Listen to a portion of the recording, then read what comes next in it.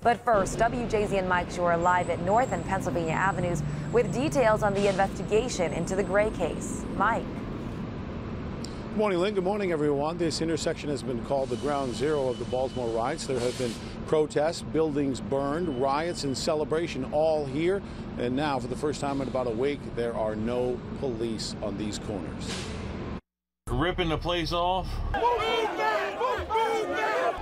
6 days after the riots, Let's just have a moment of silence. the peaceful rallies continue. This after the state's attorney, Marilyn Mosby, announces charges against the 6 officers involved in the death of Freddie Gray. I heard your call for no justice, no peace.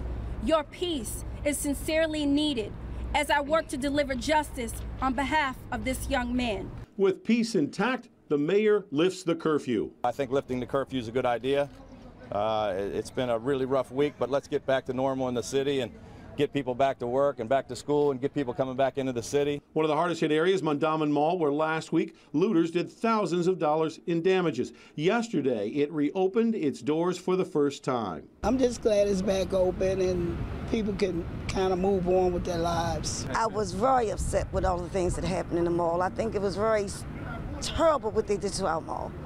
You know, and I'm glad that it's up and running again. At Penn and North, where firefighters battled flames at the CVS pharmacy, ATF investigators are now out on the scene. The curfew's gone, but the state of emergency remains. That means that the guard and police officers are pulling out. They unwind. It's not like you flip a switch. You know, they have to unwind their operations, and they're going to do that over this next week. We're going to continue to keep officers deployed in areas where there is the potential for concern, where we have had previous incidents of violence, where intelligence or social media information indicates that we might have future gatherings. Officials hope and pray they won't need the extra resources again.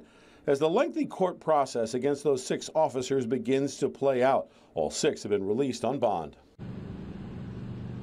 2 numbers to remember, 113 and 486. That's the number of police officers injured, and the number of arrested have been made since last Saturday. I'm Mike Schuh, WJZ Eyewitness News, reporting live from Penn and North.